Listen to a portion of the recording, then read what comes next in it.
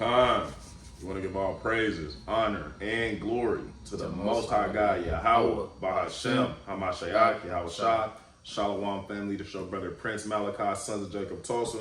Shalom, it's your boy Soldier Lion for SJ Tulsa. Right.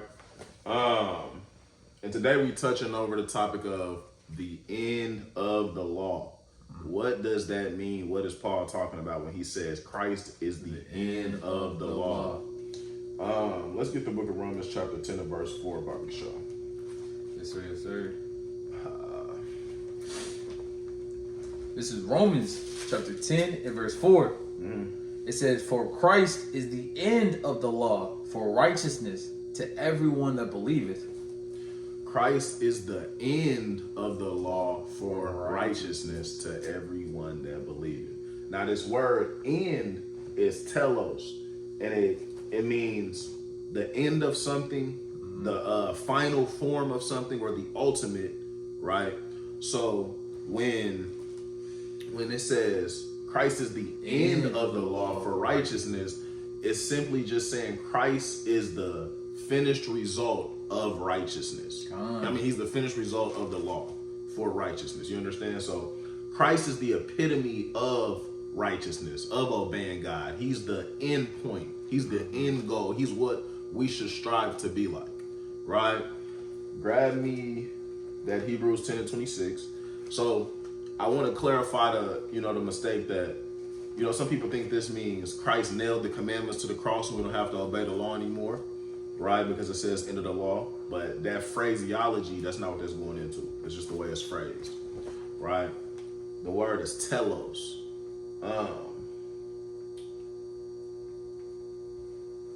So we're just going to grab this to help you understand that the law, even under Christ, is still in effect.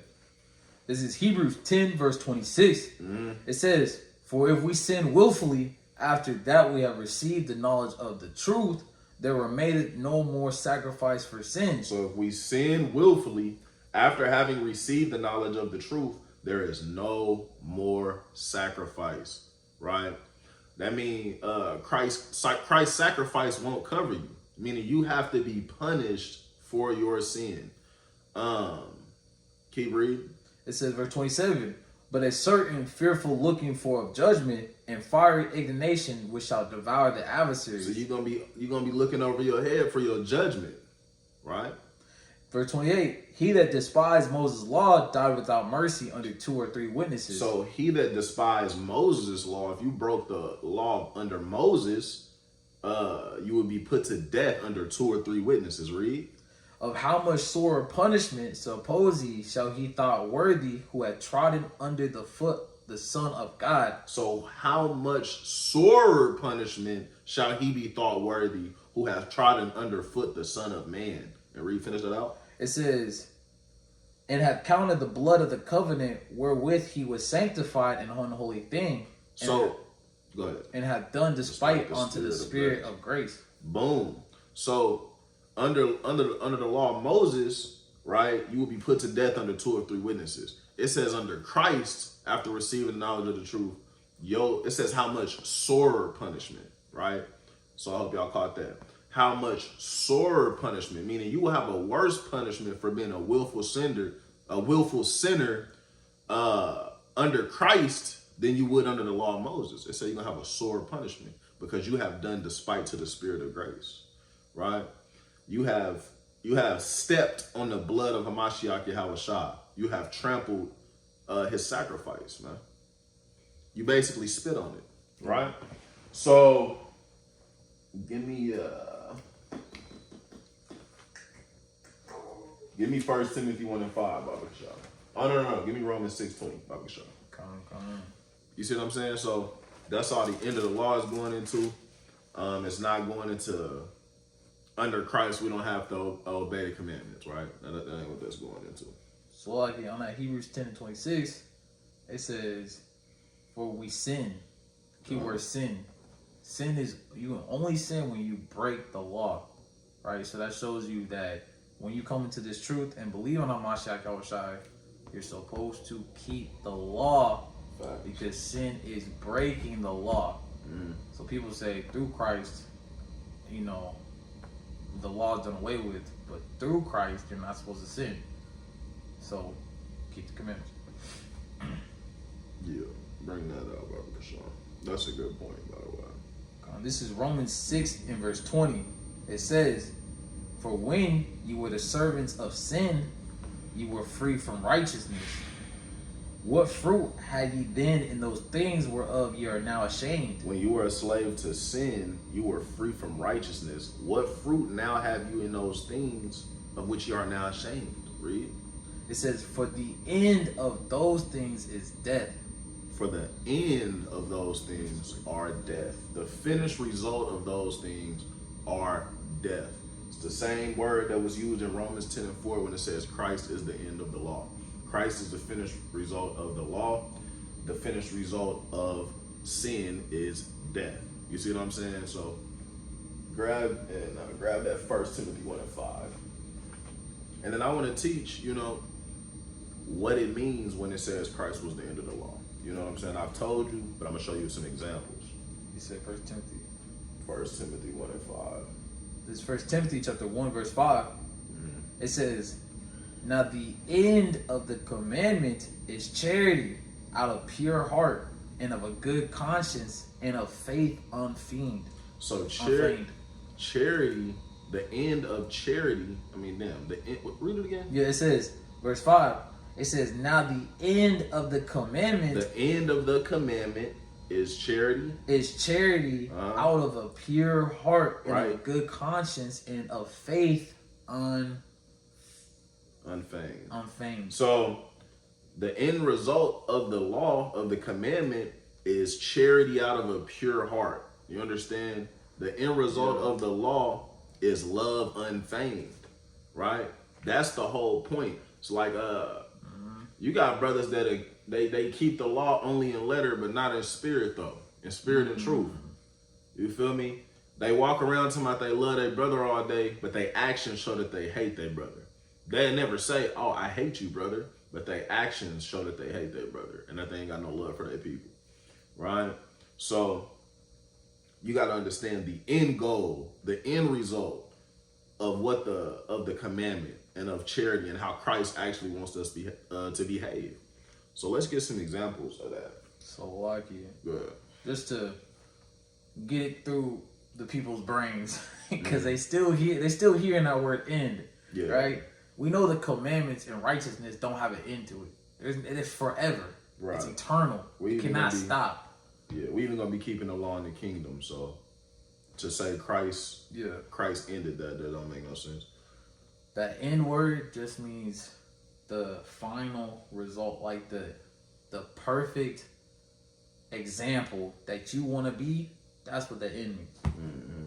So it says, because that's what the perfect example of the law is. You want to have that charity, that pure heart, that fervent love for your brother. You want to have these things. Grab that. Oh, which one? 1 Timothy 1. Did we just grab 1 Timothy 1 and 5? Oh no, grab John 15, 13. We passed that. This is John chapter 15, verse 30. 13. Oh, 13. It says, John chapter 15, verse 13. "Greater love hath no man than this, that a man lay down his life for his friends." So there's no greater example of love that a man can show than laying down his life for his brother. You see what I'm saying? And Christ embodied that. Christ did that. And he left us an example of what to be like. That's why he is the end of the law. He is the end goal of the law for righteousness. He's the perfect example of how to walk as a follower of Yahweh Bashem Yahushua. And he showed us with his actions, not just his teachings. Grab the book of Matthew chapter 11, verse 29.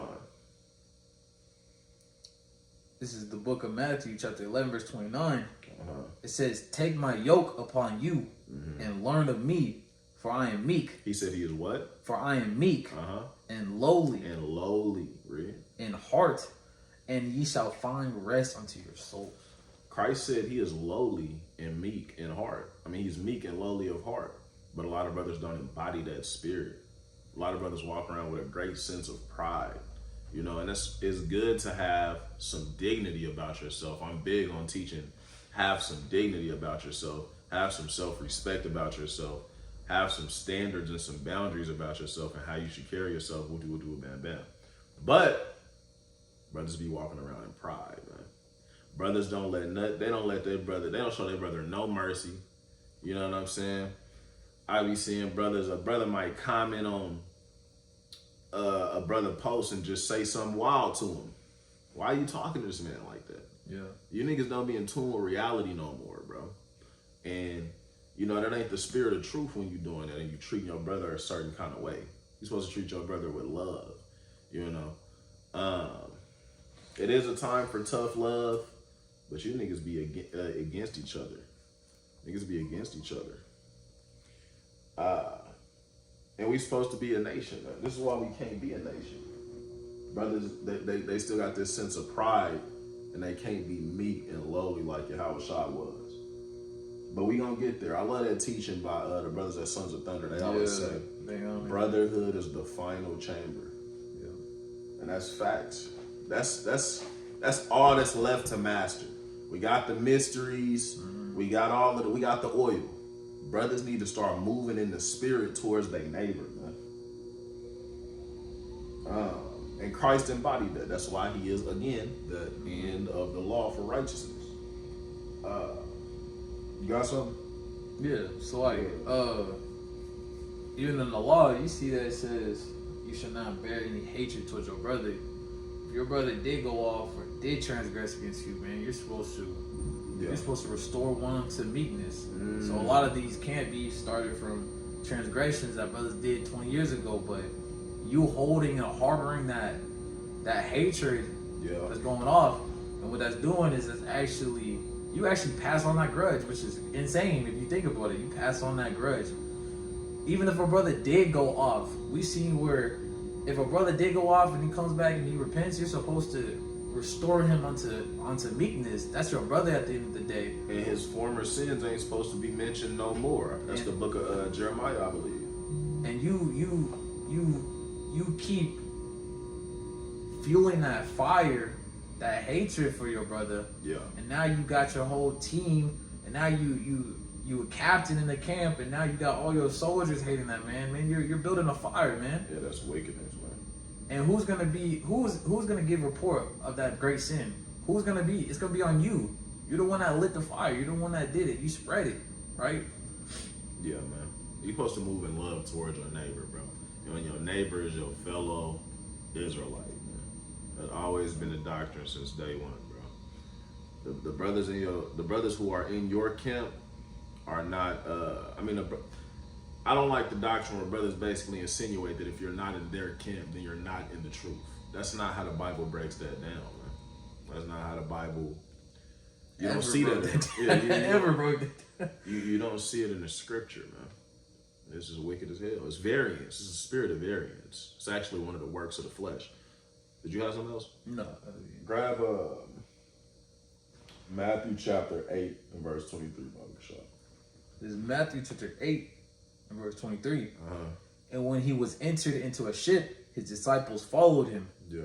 And behold, there arose a great tempest in the sea. Okay, so there was when he went into a ship and his disciples followed him, and there was a great tempest in the sea, meaning there was a great storm going on in the waters. Read.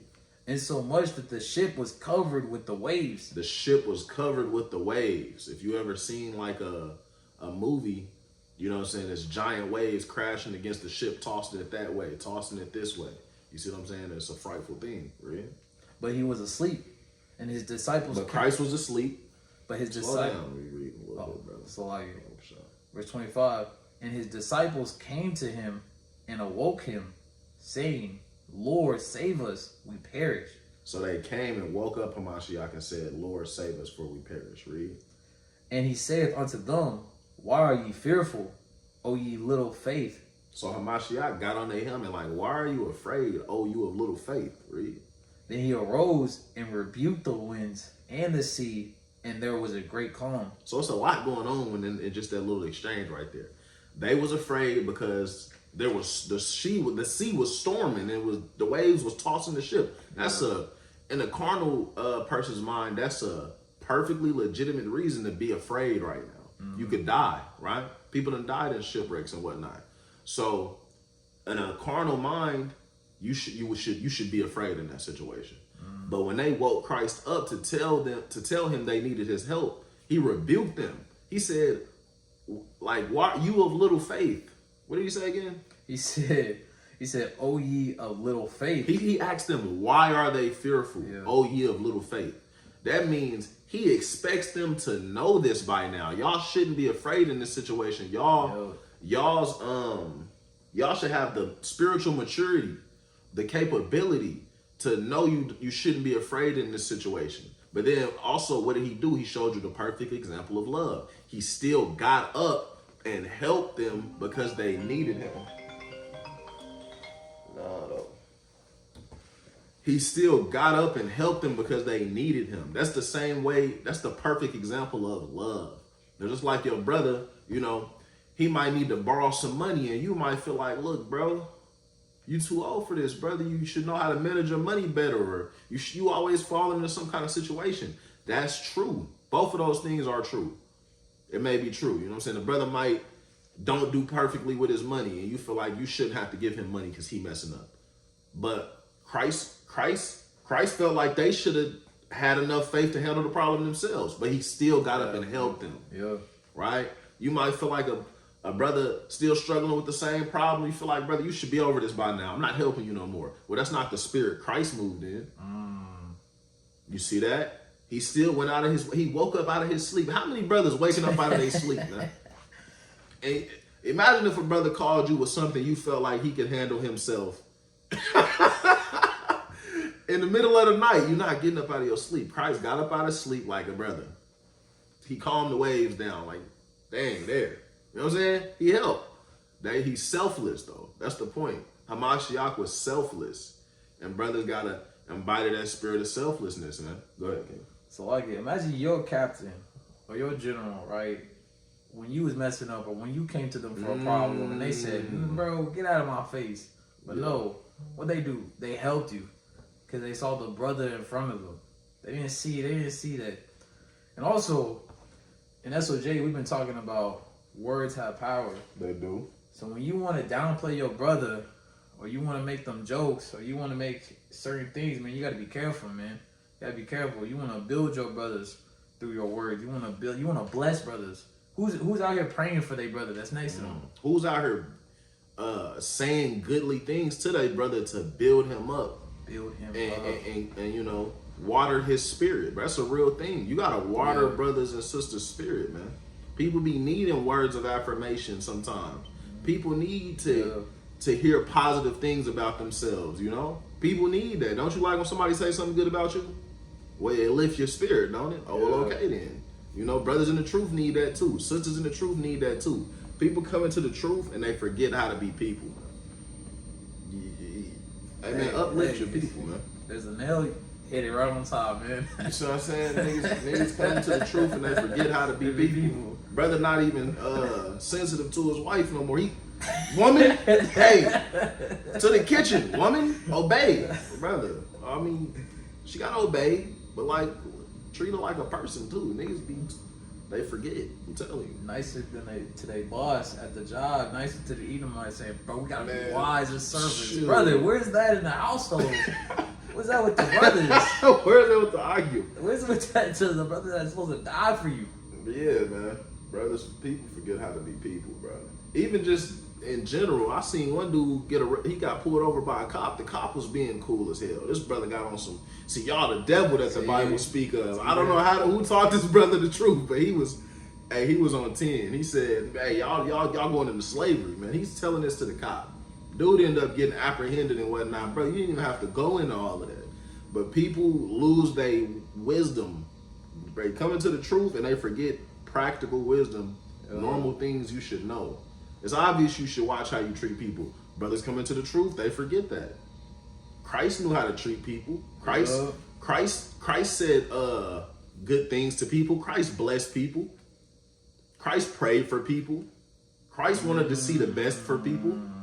In the book of Isaiah, I believe, it's in one of the prophets, but it says, damn, it's a classic too. It's a lot. But it says, I want to give you an expected end, right? Yeah. Brothers know I'm referring to. Man, let me pull it, bro. Let me pull it. Did you have something though? Yeah, also, it says, I think in Proverbs it says, let mercy hang around thy neck. Jeremiah. Jeremiah, let mercy and truth hang around. No. My scriptures in Jeremiah. Oh, so like, yeah, let mercy and truth hang around thy neck, man. Yeah. You supposed to.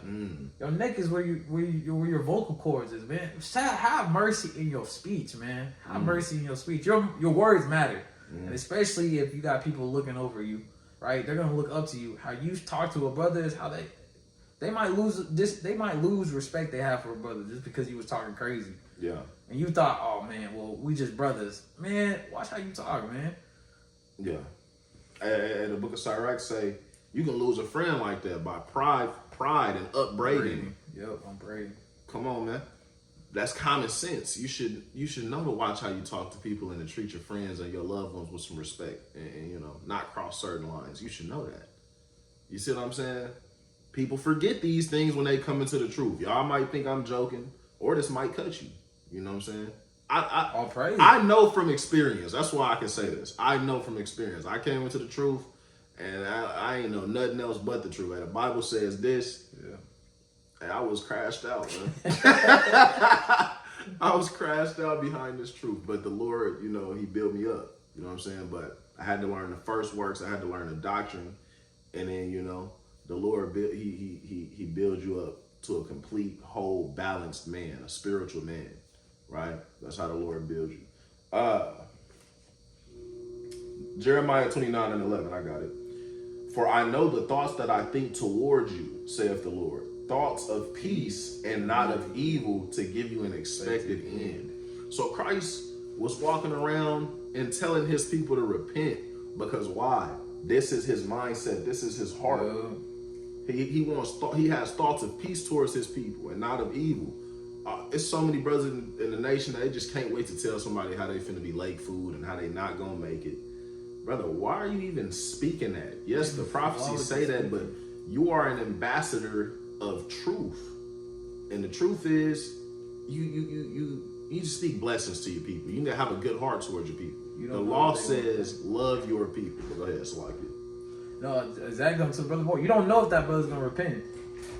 You don't know. Nor do you want to offend a little one. Yeah. You gotta remember, when we out on the streets, these people didn't grow up knowing this truth.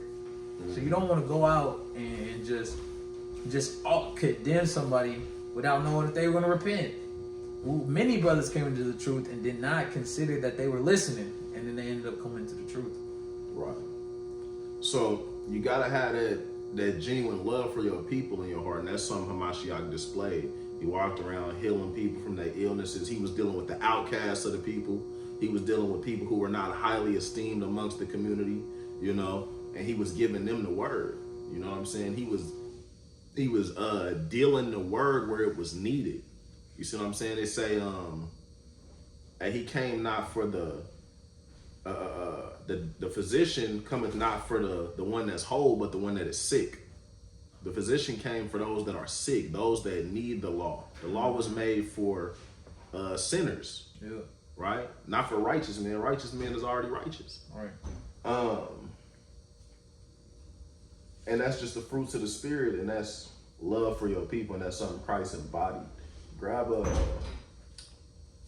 Proverbs 10:21, Baba Kashah. Did I already grab it? No. I don't believe I did. This is Proverbs 10 verse 21. It says, the lips of the righteous feed many, Right. but fools die for want of wisdom. The lips of the righteous feed many. So as much wisdom, knowledge, and understanding as Yahushua had, he did good to the people. He taught them things. He conveyed to them things by his spirit and power, right? And he's the perfect example of the law and the power we could obtain if we was truly moving in the fruits of the spirit, right? He's the end goal of the law.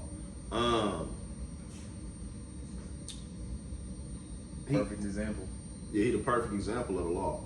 But I wanted to go deeper on this. He was a teacher.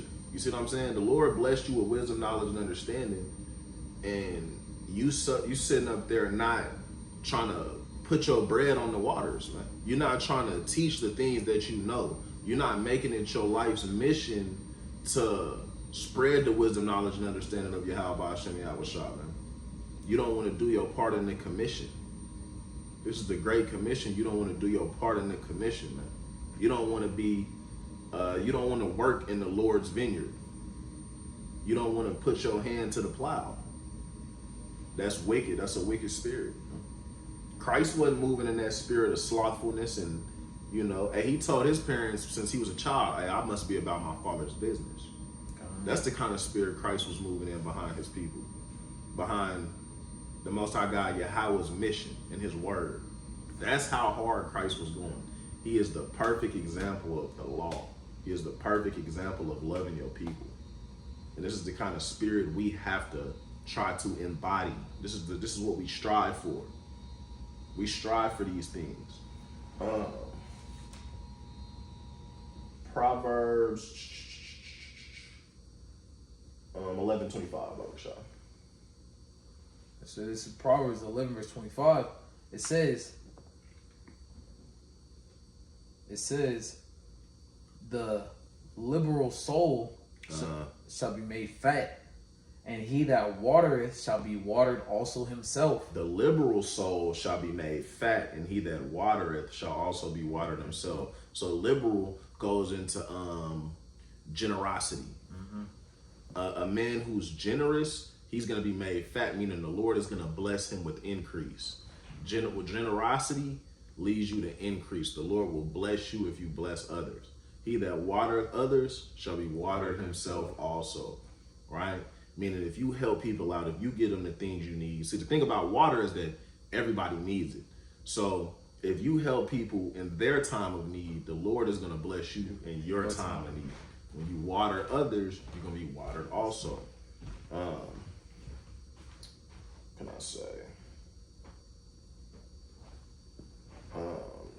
Grab me the book of Proverbs. Go jump down to verse 30, Baba Kashah. But this is another thing Hamashiach embodied. He was extremely generous, man. He devoted all his time and his life to the ministry. Every waking moment, he was getting woke up out of sleep. People was following him around everywhere he go, and he was just selfless, man. He was generous as they come, man. He freely gave, man. All you had to do was believe, and he'll let you taste of the free gift, man. He'll let you taste, man. Proverbs 30. Verse 1. Go jump down to verse 30. Oh, 30. No. The same chapter we were just in. Oh. 11 and 30. So this is Proverbs 11 and verse 30. And it says, the fruit of the righteous is a tree of life.